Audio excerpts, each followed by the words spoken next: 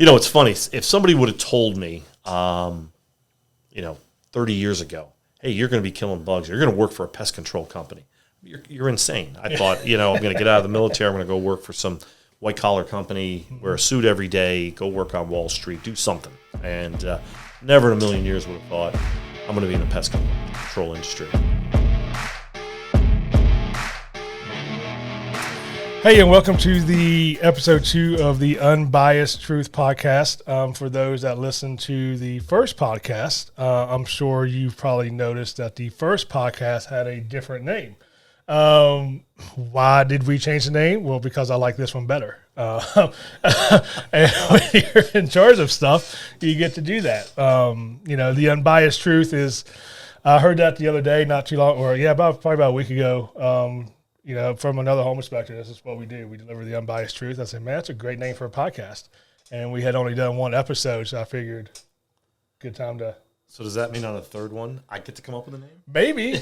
Maybe. I mean, that's usually because I'm not very creative. So the problem is I'll come up with a name, and then I'll hear something else. Like, man, that sounds like a really cool name. Like I would have changed my business like a dozen times by now if it wasn't for having to go through the IRS and the EIN and all that stuff. Yes. So that's the only reason why we are still 360 home inspections. Good. But we appreciate anybody watching and or listening to this. On today's show, we are sponsored by PestNow. PestNow is a local pest control company here in the Metro Richmond area. And we are joined by Jeff Zalinski, who is the owner of PestNow. Thanks for joining us. Absolutely. Appreciate you having me. Feel a little bit like a rock star, movie star. Yeah, that's right. My guitar is in the other room, but I'll bring it out later. So Jeff, I've met Jeff at a networking event or group a few years ago. It was one of, B&I 212 type of groups, but it was kind of an independent group. And we met there and natural fit, doing home inspections. He does pest control, so we overlap a lot. And Jeff's just an overall great guy, so I just wanted to have him on. So first thing is, man, just tell us a little bit about yourself. Well, first thing I'll tell you, that introduction cost me a $50 bill, so appreciate it, Sid. And Sid and I did. We met at a networking group, and after a couple meetings together, realized that we're very like-minded. It's about building relationships with your clients. It's about giving the bad news in as positive a way as you can without trying to scare your clients. So again, we both have that same mentality. It's the unbiased truth. It is what it is.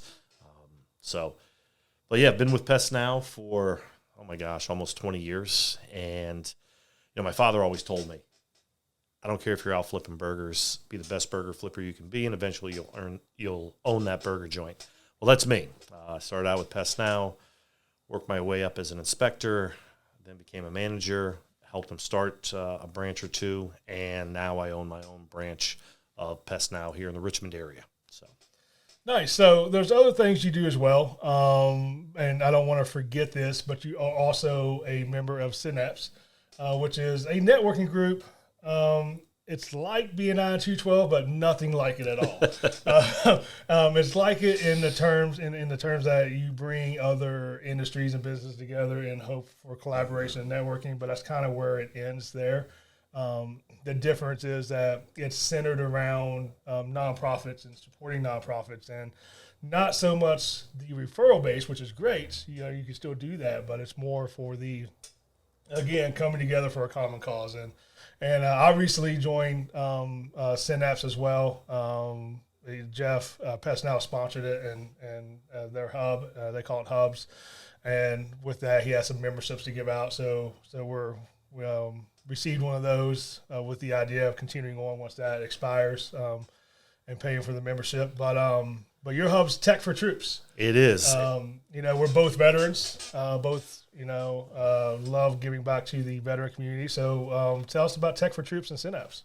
Absolutely. And Sid's right. It's when you own a business, a lot of people reach out to you for these different networking groups. And as working owners, like Sid and I both are, it is hard to commit the amount of time to what a lot of these 212 and and other groups are asking for. And again, they're fantastic groups. I've attended multiple meetings, but the commitment is really there.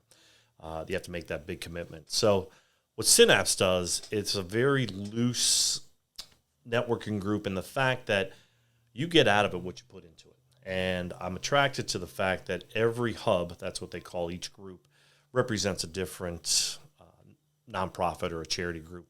Habitat for Humanity, again, Tech for Troops, Chesterfield Food Bank. And you can get involved as much as you want or as little as you want. I can tell you right now, memberships they're not that expensive, and it has tenfold I've got back. But it's by building relationships. And Tech for Troops is the one that I naturally lean towards. It's an organization that they take old laptops, cell phones, computers. They will first and foremost do a blackwash to DoD standards. At that point, they will refurbish them, fix them up if they need fixing. If they can't be fixed, they'll break them down and reduce the e-waste out there. They'll strip wirings, cables down to, reduce e-waste out there. But their goal is to fix that computer, not only give it to a veteran, but also train that veteran how to use it. So I've been there multiple times, got to watch the whole process, met Mark Casper, who runs Tech for Troops, and just was really impressed. So we're corporate sponsors of Tech for Troops, and very proud of everything they do, and we help out any way we can. And Synapse, you correct me if I'm wrong, but Keith started Synapse in Richmond, right? That's correct. And since then, I mean, there's a bunch of hubs in Richmond. So if you're not interested in the Tech for Troops, you want to do Habitat for Humanity or another nonprofit, you can do that. That fits your needs. Or I know there's some food banks, right? Yep. Yep. But he's also expanded this outside of the Richmond area for. I mean, I know he just opened up a hub in Ireland. Yes. And yes. like Texas and so it's really growing. And I just think that's a great accomplishment to be able to grow something like that. Mostly organic, I would imagine. It has been. It's, you find good fits. You find charity organizations that could use the support. And Charlottesville's got a couple hubs now. Down in the Virginia Beach, Newport News, Hampton Roads area has a couple of hubs now. The Richmond area, I believe, has 26 hubs. Troopster is another military one that I do some work with. They do care packages for our troops and send them overseas. So the funny part is we always seem to meet up whenever we're packing boxes for Troopster. They always meet up at a brewery. So last one we went to, I was a little disappointed. PestNow sponsored everybody's first drink. I said, listen, PestNow will pick up the bar tab. Yeah. And it was under $200. Yeah. So it got away pretty easy. But they're just great causes. And it's the neat part about Synapse and how I build my business is building those relationships. So the more I get involved, the more and more I see these people, and the more they trust you and want to call and utilize your service. Yeah, I enjoy it. I'm looking forward to it. Shifting gears back into the PestNow world. You say you've been with PestNow for 20 years, mm-hmm. and you were in the Army, and you were an officer in the Army? Correct. We'll talk about that later. But how do you transition from an officer in the Army to killing bugs? Boy, that's a great question. I got out of the military, doodled in some other things out there, and I was building a deck. I owned a home in Sterling, Virginia, Northern Virginia area, and I was building a deck, pretty elaborate deck wrapped around a tree, had nice benches. And my neighbor came over and who was kind of a woodworker, a handyman, and he said, "Hey, what are you doing? I've seen you out here for the last 3 weeks." And he said, "Are you retired?" And I said, No, too young to retire. He said his son had started a pest control company and was always looking for good guys. So I thought, okay, temporary, I'll go see what it is they have to offer. A week later, I was working for him, and 20 years later, I'm still killing bugs. And, it's funny. If somebody would have told me, 30 years ago, hey, you're going to be killing bugs, you're going to work for a pest control company, you're insane. I thought, I'm going to get out of the military, I'm going to go work for some white-collar company, wear a suit every day, go work on Wall Street, do something. And never in a million years would have thought I'm going to be in the pest control industry. But you know what? 20 years later, there I am. And I'll be honest with you, it's been fantastic. Pest control is it is recession proof. Bugs will always be there, and we have a lot of competition. So that's why it's important to always stay on top of your game. Customer service is number one. I truly believe in customer service. I have a little bit of my background. My mother's Italian. So, as a kid, if I didn't do a very good job somewhere, they would tell my mother, and that was the worst wrath you could get. So I learned customer service from an early stage, and even to this day, I always have that fear. If I have a complaining customer, they're going to call my mother. So going into PestNow, I want to talk about some of the business lessons because I enjoy learning about business and entrepreneurship and whatnot. But before we get there, we're a lot alike in the fact that I don't think either one of us takes ourselves too seriously. Yeah. And not that we don't do serious work at times, but we also don't take what we do. We're not saving the world, right? There's some very serious consequences to what we do. But at the end of the day, I wander around the house like I'm lost and I take pictures. And you're killing bugs, right? Yes. But there's some things that you tell me about. There's some Jeffisms that you guys have come. One of the ones that stuck with me that you told me was when you told your guys that, hey, you could have chosen to do anything you want in the world. You chose to kill bugs. Yes. Yeah. So how does that work? I'm sure it brings brightness to everybody's day when they hear them, right? It does. I am a micromanager, sometimes to a fault in certain aspects of my business, but that's more when I'm in my private time. We're fortunate. We've got a database that can tell me almost every aspect of everybody's stop there, what they did, what time they did it, what the weather was like out there, how long they were at particular stops. So I micromanage that. I check their notes, make sure they thank the customer in their notes for the business. So that aspect, I am a micromanager. But from a business standpoint, I have a lot of faith in my guys. And it's a blessing at times, and it's certainly a curse at times. But I try to hire people that I can trust and let them manage themselves. That schedule they have during the day that's their job, and it's a day-to-day job. I think what happens is people realize it's an occupation that they can feed their family. They can buy a house. They can buy a nice car. They can get that second car. They can go on a vacation every year. It pays pretty well. So that's something I want all my guys to do. We give a pretty good benefit package in order to retain those good employees. We're a family-oriented company as well. I'm a big believer. If you're looking for that appointment at 7 o'clock at night, I am not the right company for you.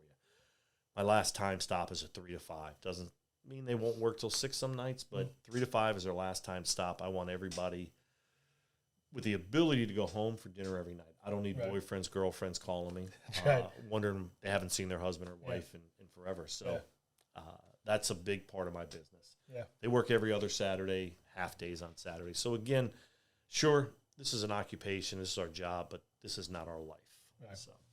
Yeah, absolutely. And when you're talking about managing, micromanaging for one, that's a great point you brought up. Micromanaging gets like a bad rap. Like anytime you hear someone say, are you a manager, you just want to say no. But the reality is though that micromanaging is a style of management that's essential, and it's just another component of leadership in general and managing in general. Now you can go overboard, right? Sure. Sure. We've had those supervisors that micromanage you to death. Yes. But it's just like anything else. It's like the hands-off leader. Yeah, everybody thinks it's great, but if you're too hands-off, then you kind of, it's a rudderless ship at that point. So, I do the same thing. I know Courtney and Sarah probably get tired of me always checking the notes and schedules and stuff like that. Did you notify this guy? Did you call this person and stuff like that? But, that's the important stuff, making sure it's straight. But a lot of the same stuff that when they go out in the field, I don't really pay much attention to what they're doing. QA the reports to a certain point, and now I'll pass that off to Gordon to do. Sure. And just a handful here and there, but other than that, just let them do what they do. It's been successful so far. I find that the people that see me micromanaging are my managers. With a military background, I believe in chain of command. I believe in levels of management. So it's important to allow my managers to do their job. Yeah. And so I don't need every one of my employees see me micromanaging. But I'm the same way. I might ask the same question to my manager 3 times just to make sure it was done. Yeah. And I do that sometimes because I don't want to forget. Right. So there's levels of management and management styles. I am what they consider a player's coach. My employees, and I get to know every one of them. Every one of my new hires will ride with me for a day. It's a fun day. We go run a couple of inspections. We talk. I buy them lunch. We may end up at the beach house at the end of the day. But I want them to feel comfortable, even as the owner of the company, to be able to come to me if they have an issue. Now, go through your manager first. But if you're not getting the answer you're looking for, come to me. It might be a simple solution. And I don't want a guy quitting when all I have to do is, change this mug to a red mug. And now they're happy. Right. So. Right. And speaking of that, I mean, we are both working owners, right? Yes. So that means that we're out doing stops. I'm doing inspections. Jeff's in crawl spaces, checking for termites, and out in the field doing the work. And it's a hard balance to still be engaged with your guys to that level. So how do you manage that? How do you navigate those waters where you're still trying to grow your business? You're doing all the paperwork. You're managing the office. You got a call center, right? Yeah. Yep. You got corporate because it's a franchise. Yep. And then you're still out there, doing it. The easy answer to that is I don't know. I ask myself that every night. It's hiring the right people, and that doesn't always happen. But it's putting faith in your employees. But as a working owner, to a fault, I encourage realtors to call me. I encourage my clients to call me. My business card not only has my office number, but it also has my cell phone. Again, that's the micromanager. If I could duplicate myself. But right. I have learned to put a lot more faith in my office staff, my managers. But you're right. When you're in a crawl space, I'm doing an inspection. What's it take me? 30, 40 minutes maybe, and depending on the size of the home. And I come out of the crawl space, or I come out of the home, done with my inspection, get back in my truck. We're pretty tech savvy, so I will have that report emailed before I even back out of that driveway. So I've got a little more work to do. And so total 45 minutes, hour tops. By that point, you know how it goes. What do we have? 7, 8 messages on our phone, a couple of emails. Now I've learned to forward a lot of those, but that's hard sometimes. So it entails a lot of work at night. Yeah. I've gone to leave a house, and of course we're there for 2.5, 3 hours. Sure. And there's times that I just turn the phone off, like the ringer off, because it's just constant. And I've sat there in front of the house just trying to get caught up and everything. And the realtor's like, "Hey, everything okay?" As they're leaving, like, yeah, it's buy business, they said. Yes. Definitely noticed an increase since we merged with MPI and took over that of phone calls and emails and texts and whatnot. And I'm trying slowly to migrate the phones to the office number, so I get less of that and whatnot. But it's still hard, It is. And my voicemail says, for more immediate assistance, please call my office directly. And more and more people are doing that now. Yeah. But it's funny. I've had, like you said, I've sat out in front of a house and, do you have a problem? Is your truck having problems? Now, what I find to be very useful, though, is if I have we typically do 2-hour windows. We don't want to be your big box companies that give you an all-day window. So we give 2-hour windows for the most part. But there are some agents or some homeowners that they're, for whatever reason, they need an exact time. What I like to do is I get there about 20, 30 minutes early, because at that point I don't have to be anywhere else except for right in front of that house. Yeah. I get so much work done because it's, I'm not worried about getting to the next stop or thinking about what just happened. So I love getting the stops early or sitting in a parking lot, and I can do that for hours getting work done. Yeah, I do that a lot too. And my wife, she doesn't understand why I get to the inspection so early, and Gordon does it as well. Gordon does it because it takes him longer because he's old. But I get there, and especially if it's a vacant house, there's nobody living there, I can get the outside knocked out real quick, and then I can spend the rest of the time catching up on some of those morning emails, phone calls, afternoon and whatnot, and get a lot of done. So, but yeah, those realtors, they want you there on their time, right? and it doesn't really matter. You know, it's funny. God forbid we be 5 minutes late. I know. But utilize your time. Yeah. It's. And we got a lot of great realtors. We poke fun at them. They poke fun at us. Absolutely. We have, I got realtors. He's always asking me, why, stop writing up so much stuff. I was like, stop, finding bad houses. Yeah. I don't know what to tell you, So what's some lessons you've learned growing a business? Because it doesn't matter. Like I got a master's in management, but it doesn't prepare you. Sure. You being an officer in the Army, which I don't understand how you were an officer and you're still out there working with everybody else. Like I didn't think that happened. I was what they call green to gold. So I was enlisted to start with and then became an officer. So a little difference. Right. But yeah, so it doesn't matter what classes you take. There's still a lot of on the job training, errors that you make, mistakes, learn from your mistakes, right? Absolutely. As they say, the best type of experience is the ones you learn from your mistakes. So yeah. Like Sid was saying earlier, there's the Jeffisms that my guys poke fun at me. And it's the heart of my business, though, again, building relationships. But I always tell my guys, do what you say you're going to do and be where you say you're going to be. And be on time. It is, Sid, you and I, we can talk about it for hours.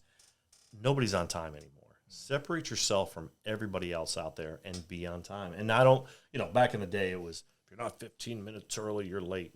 Nonsense. Just be on time. So I really teach those traits to my guys, and I hold their foot to it. I've had training meetings. That's the other thing. We do a lot of in-house training. My technicians have at least one training a month. We have PestNow Academy that they have to do online, watch videos of us, and answer a bunch of questions. My technicians will have training. I've had points where if that meeting's supposed to start at 7 a.m., at 7 a.m., that door closes. I've had guys knock on the door. You know what? They can wait outside until my meeting's over. At that point, they're interrupting my time. And the guys that did want to show up. If I did that, Justin would never attend a meeting. So typically, a guy does it once, and he's nervous for his job. Yeah. But you learn on the fly. And I can remember when I started with PestNow, I think they took me out for maybe 2 days. They said, "Here you go," and you looked a lot of stuff up online. Well, back then it was the library, the Dewey Decimal System. Right. We'd go to the library and look up stuff. But nowadays, fortunately, we have it's basically a 3-week to 4-week training period, along with a lot of online classes they're taking. So they're pretty prepared. But I will tell you, the best way you learn is when you get thrown out to the wolves and you learn to do it on your own. My phone will ring. This past 2 weeks have rang off the hook as I've been fortunate enough to get some fantastic employees, and they send me pictures just confirming this is termites, just confirming this is powder post beetles. Is this just moisture? Fortunately, these guys, they typically only ask each question once, which has been nice. Yeah. That's why they were Courtney on her first day. I was just, here's the phone. Yeah. Here's your login. Good luck. Yep. Yeah. So, what's when we talk, because my industry is just like your industry. Only my industry, we don't ever have good news. We always deliver bad news. But we've talked before about anytime you find termites, it's like, your approach is, you feel like you're delivering, a bad diagnosis. Absolutely. So, and, you have two sides of your business where you have the real estate side, sure, and then you're just normal, everyday customers, yep, right? But the real estate side is a little bit of a different animal because it's deadlines. It's deadlines and it's money and it's emotions. It's 100% emotions. Someone goes and sees a house for 15 minutes, maybe. They put an offer on it. They get it. I come in, the house that they saw for 15 minutes, they realize isn't as shiny and pretty as it once was. And then you come and they're still processing all this in a very short amount of time. And then you come and you say, hey, by the way, you got termites, or the home inspector found termites and they were right, or whatever it is, So how do you handle and manage those emotions? Well, I am, again, as you said, there's two scenarios. Either there is or there isn't. And there's really not much gray line in between. Our job is not to speculate. It's It's actually called a wood destroying insect inspection. It's more than just termites that we're looking for. We're looking for about 5 different wood destroying insects. So scenario is a potential buyer is there. I find an issue, and that's probably best case scenario because I have an opportunity at that point to play good cop, bad cop. Bad cop is, hey, I've got some issues here. Good cop is, good news is I can solve that problem. I tell people I've been doing this a long time. I've never had a termite issue I couldn't solve.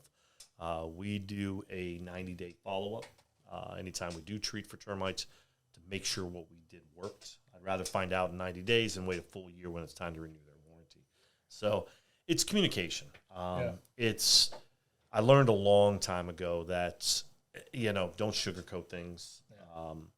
This is somebody's typically the largest investment they're ever going to make in their life. So just don't sugarcoat it. Give them the news. Come up with solutions to those problems. And that's what I tell all my inspectors. You're not a salesman. You're a problem solver. You're there to find issues if they exist.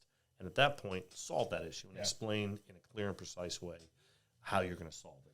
And that's what we talked about today in our meeting. Some of our training involved how you approach this stuff because people, like I said, man, we find the bad news and then it's easy. And a lot of people do this.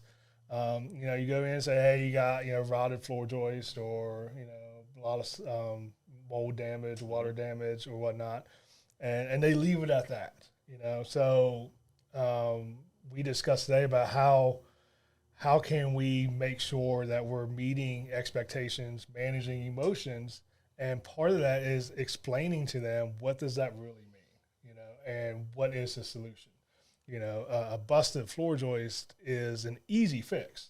Now, easy doesn't always mean cheap, but it is an easy fix and it's common and we see it a lot and it can be fixed and the house is not falling down because of it. So we do a lot. It's important. It's important to be able to do that and temper those emotions and instead of just, here's all the bad stuff. Absolutely. Call me if you have any questions, but I'm not going to answer, Well, and for us too, remember, now you work with a lot of buyers where with the termite inspection or the WDI inspection, that's typically, at least here in Virginia, it's typically the seller's responsibility to order that. So I'm dealing with that seller. So you've got a seller who thinks their house is the perfect house. There's nothing wrong with my 90-year-old farmhouse that I've done no maintenance to. But so there's the first hurdle you have to get over is, one, show pictures, explain to them. Again, if there's good news, there's no damage. It's just the shelter tubes or the termites you're noticing. So again, good cop, bad cop. Give some good news, give some bad news, but you always want to have both of them. The second thing is I always offer my services to those buyers. Somebody's buying that home, and now they've got a report that says there's termites. I encourage agents, instead of being that middle person, because it will, we could go, there's only 3 of us in this room right now. I could say a word, whisper it to you, you whisper it to Courtney, she whispers it back to me, that word changes. Yeah. So allow that buyer to call me directly. I do that as a courtesy, and I will explain to a buyer. I don't ever want somebody to not buy a home because there's a termite issue. Now, maybe don't buy the home because there's $40,000 worth of termite damage. Right. That might be the reason you don't buy it, but don't buy it just because there's. So I try to explain that to clients. I explain to them I'm going to come back and take a look in 90 days to make sure what we did worked. You got a yearly renewable warranty. Typically takes the buyer off the cliff before they jump. And that's it's nice that you can do that because one of our biggest issues is we're 7 degrees removed from our findings to who finally gets it. Because we do the inspection, we send the report to the buyer and the agent talks to the seller's agent, the seller agent talks to the seller talks to the contractor, and the contractor's trying to figure out what it is we were looking at while we were upside down, blindfolded in the crawl space. Right. And whatnot. And then, so it gets lost in translation a lot. And I think that's where a lot of problems fall in our side of things. It's just that 7 degrees of separation and trying to explain to people. Because I've been, how we deliver the information. I always tell people, we deliver it as it's not our house because it's not, it doesn't mean it's not serious, but, it's not our house. It's not our, it's up to the buyer to determine if the house is theirs or not, if it's worth it to them. But I've said, yeah, hey, you've got, some subfloor damage or whatever. And I've seen the agent turn around and get on the phone and talk to the seller's agent and like blow it out of proportion. Like, Absolutely. hey, the home inspector said there's thousands of dollars worth of damage and there needs to be a complete gut job. I'm like, nah, I didn't say that at all. Yep. And none of that came out of my mouth. And then all of a sudden, the seller agent gets the report, says 360 home inspection. Like, yeah, don't call that company, Right. But I mean, or buyers or whatnot. However that news gets delivered. But yeah, managing those emotions is always tricky in this industry. And and we talk about realtors. We pick on them because we love them and whatnot. But I know we've got some good stories about realtors. What's some of your fun interactions? Are we still on camera? Yeah, of course. No, off the record. No, it's as Sid said. Real estate is a large part of our business. It's certainly not all of our business. Real estate won't always. It's ebbs and flows. It's ups and downs. And if you only build your pest control company on the backs of realtors, you will be the first to fail as soon as the market goes down. And we're true believers in that. We, again, build relationships with your clients. Studies show that in a 7-year period, people will use a pest control company approximately 10 times. You know what? I want to be there for at least 9 out of those 10 times. That's why we do what we do. So, but, I will tell you, there are a few realtors out there, and what, we're the bug guys. That's right. We are the bottom of the totem. And some agents make us feel like that, unfortunately. Yeah. Not me, because I've got an ego bigger than that. But, but there are, and I will tell you, there's a couple realtors out there, actually quite a few realtors out there that really have a special place. I've got to know them personally a little bit. Do not hesitate to reach out and tell you thanks. I mean, listen, I'm doing a 30, 45-minute inspection for them. Approximately 18 to 19% of the time, I'm a stats guy, we're delivering bad news. So, and I still get that phone call from agents. I had 2 this morning from an agent. They were trying to get through settlement. They waited to the last minute. We found termites. I was able to squeeze them in.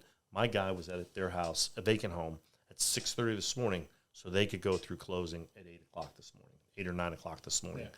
Yeah. That agent did not hesitate to pick up the phone, call me personally, also send an email to the company just thanking us for our professionalism. That goes a long way. It really does. Listen, we don't all need thank yous, but every day. But you know what? When somebody appreciates the extra effort you go through, it's when nice. You get beat down a lot, it's nice. Yeah. I had an agent. She was a list agent, and after the house closed, she sent a handwritten note thanking me for the home inspection. And I'm messenger. It's like I was a home inspector, right? Yeah. But I appreciate that. And I told her, I said, we don't. I joke with everybody. I say, we don't get a lot of Christmas cards from people. Yes. Because that's we don't deliver all the good news. But no, it is nice. But it's all about relationship building. Yes. And that's one of the important facts that a lot of people, especially single person operators, both in pest control and home inspections, they get that mentality where it's, you're just a number, and they don't want to take, like we joke about it, but they get very serious about how they're disliked for certain people or certain industries. When we just joke about it, and then they can't figure out why their phone's not ringing, and building a relationship business is a lot of work. Yes. It's mentally exhausting, but I think the rewards are, it comes back 10 times. Absolutely. It's funny though. You've got to, when you own a business, that you are relying on the public, as my clients. I find it comical sometimes how some people who are in our industry will throw it out there. Their opinions about life, their opinions about politics, their opinions about religion, and they throw it out there, thinking that everybody thinks that way. And, I try to stay pretty neutral overall, but I don't know. It's just not the right place, I think, sometimes, and that's kind of it's good. Owning a business, and with today and social media out there, it does it tempers us a little bit. And that's not a bad thing sometimes. It's not. Because it's like that email, the saying goes, before you write the email, walk away, cool down, come back and read it, and then decide if you need to send it. Owning a business has changed whether or not I choose to comment, and most of the time it's just keep on going. And it's mentally it's a better place as well, just to stay out of it, because nothing gets solved in social media or these places anyway. So but any last words of wisdom? I know you got lots of wisdom. I mean, you're an older guy. You're officers always have words of wisdom. Sure. It's somebody said to me once, "Hey Jeff, you got to open your own business." But I will tell you, it is, like my father used to tell me, just be the best you can be at whatever you're doing. And being a business owner, really, it's so rewarding in many ways. My work ethic has always been impeccable, for the most part, when I was younger. But you have an opportunity to grow a business, watch that business flourish, and, hopefully at some point leave a legacy for my kids. And that's, kind of resorting back to the Synapse thing.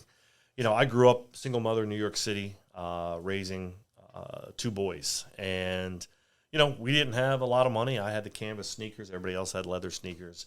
And for me, it's important. I don't want my girls to go through life wanting, although they need to see. So I take them to the Chesterfield Food Bank to help pass out food.